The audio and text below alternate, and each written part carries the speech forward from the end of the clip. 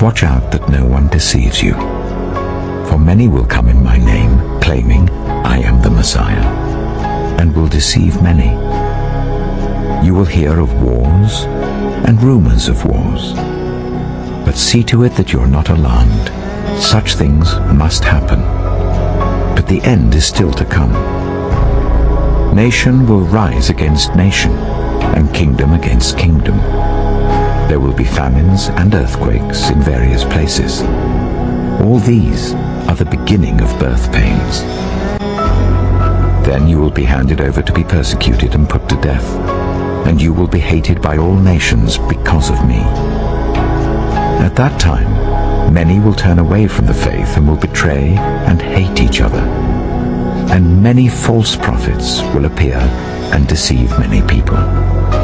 Because of the increase of wickedness, the love of most will grow cold. But the one who stands firm to the end will be saved. And this gospel of the kingdom will be preached in the whole world as a testimony to all nations. And then the end will come. So when you see, standing in the holy place, the abomination that causes desolation, spoken of through the prophet Daniel, let the reader understand.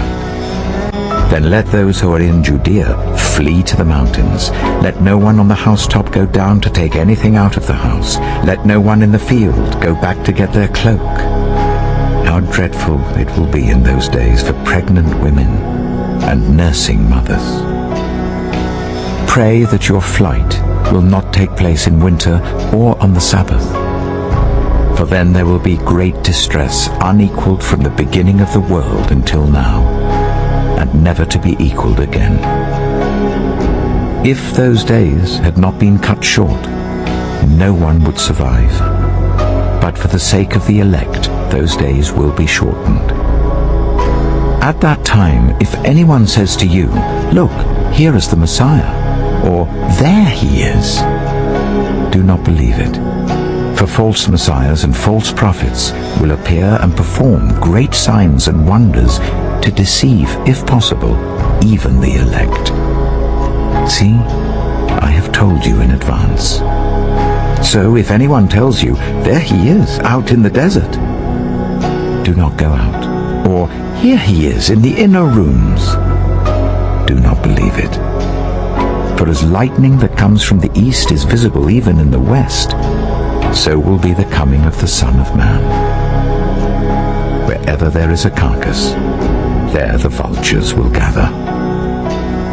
Immediately after the distress of those days, the sun will be darkened and the moon will not give its light. The stars will fall from the sky, and the heavenly bodies will be shaken. Then will appear the sign of the Son of Man in heaven. And then all the peoples of the earth will mourn when they see the Son of Man coming on the clouds of heaven with power and great glory. And he will send his angels with a loud trumpet call, and they will gather his elect from the four winds, from one end of the heavens to the other. Now learn this lesson from the fig tree. As soon as its twigs become tender and its leaves come out, you know that summer is near. Even so, when you see all these things, you know that it is near, right at the door. Truly I tell you, this generation will certainly not pass away until all these things have happened. Heaven and earth will pass away, but my words will never pass away. But about that day or hour, no one knows, not even the angels in heaven, nor the Son, but only the Father.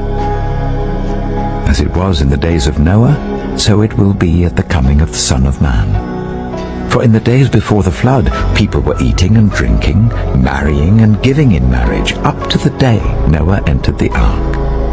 They knew nothing about what would happen until the flood came and took them all away. That is how it will be at the coming of the Son of Man. 2 men will be in the field. One will be taken and the other left. 2 women will be grinding with a hand mill. One will be taken and the other left. Therefore, keep watch, because you do not know on what day your Lord will come. But understand this: if the owner of the house had known at what time of night the thief was coming, he would have kept watch and would not have let his house be broken into. So you also must be ready, because the Son of Man will come at an hour when you do not expect him. Who then is the faithful and wise servant, whom the master has put in charge of the servants in his household to give them their food at the proper time? It will be good for that servant, whose master finds him doing so when he returns. Truly I tell you, he will put him in charge of all his possessions. But suppose that servant is wicked and says to himself, "My master is staying away a long time." And he then begins to beat his fellow servants and to eat and drink with drunkards. The master of that servant will come on a day when he does not expect him, and at an hour he is not aware of. He will cut him to pieces and assign him a place with the hypocrites, where there will be weeping and gnashing of teeth. At that time, the kingdom of heaven will be like 10 virgins, who took their lamps and went out to meet the bridegroom. 5 of them were foolish, and 5 were wise. The foolish ones took their lamps, but did not take any oil with them. The wise ones, however, took oil in jars along with their lamps. The bridegroom was a long time in coming, and they all became drowsy and fell asleep. At midnight, the cry rang out, "Here's the bridegroom! Come out to meet him!" Then all the virgins woke up and trimmed their lamps. The foolish ones said to the wise, "Give us some of your oil, our lamps are going out." "No," they replied, "there may not be enough for both us and you. Instead, go to those who sell oil and buy some for yourselves." But while they were on their way to buy the oil, the bridegroom arrived. The virgins who were ready went in with him to the wedding banquet, and the door was shut. Later the others also came. "Lord, Lord," they said, "open the door for us." But he replied, "Truly I tell you, I don't know you. Therefore keep watch, because you do not know the day or the hour."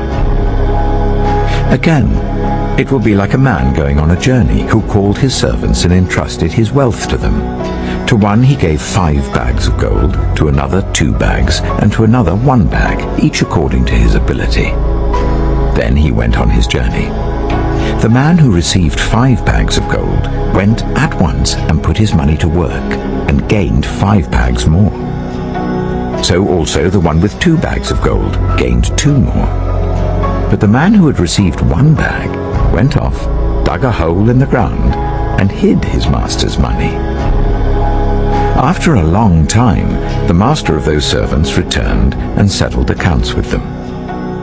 The man who had received 5 bags of gold brought the other 5. "Master," he said, "you entrusted me with 5 bags of gold. See, I have gained 5 more." His master replied, "Well done, good and faithful servant. You have been faithful with a few things. I will put you in charge of many things. Come and share your master's happiness." The man with 2 bags of gold also came. "Master," he said, "you entrusted me with 2 bags of gold. See, I have gained 2 more." His master replied, "Well done, good and faithful servant. You have been faithful with a few things. I will put you in charge of many things. Come and share your master's happiness." Then the man who had received 1 bag of gold came. "Master," he said, "I knew that you are a hard man, harvesting where you have not sown and gathering where you have not scattered seed. So I was afraid and went out and hid your gold in the ground. See, here is what belongs to you." His master replied, "You wicked, lazy servant. So you knew that I harvest where I have not sown and gather where I have not scattered seed? Well then, You should have put my money on deposit with the bankers, so that when I returned, I would have received it back with interest. So take the bag of gold from him and give it to the one who has 10 bags. For whoever has will be given more, and they will have an abundance. Whoever does not have, even what they have, will be taken from them. And throw that worthless servant outside into the darkness, where there will be weeping and gnashing of teeth. When the Son of Man comes in his glory, and all the angels with him, he will sit on his glorious throne. All the nations will be gathered before him, and he will separate the people one from another, as a shepherd separates the sheep from the goats. He will put the sheep on his right and the goats on his left. Then the king will say to those on his right, "Come, you who are blessed by my Father, take your inheritance, the kingdom prepared for you since the creation of the world. For I was hungry, and you gave me something to eat. I was thirsty, and you gave me something to drink. I was a stranger, and you invited me in. I needed clothes, and you clothed me. I was ill, and you looked after me. I was in prison, and you came to visit me."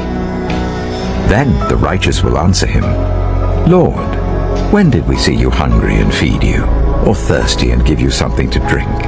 When did we see you a stranger and invite you in, or needing clothes and clothe you? When did we see you ill or in prison and go to visit you?" The king will reply, "Truly I tell you, whatever you did for one of the least of these brothers and sisters of mine, you did for me." Then he will say to those on his left, "Depart from me, you who are cursed, into the eternal fire prepared for the devil and his angels. For I was hungry, and you gave me nothing to eat. I was thirsty, and you gave me nothing to drink. I was a stranger, and you did not invite me in. I needed clothes, and you did not clothe me. I was ill and in prison, and you did not look after me." They also will answer, "Lord, when did we see you hungry, or thirsty, or a stranger, or needing clothes, or ill, or in prison, and did not help you?" He will reply, "Truly I tell you, whatever you did not do for one of the least of these, you did not do for me." Then they will go away to eternal punishment, but the righteous to eternal life.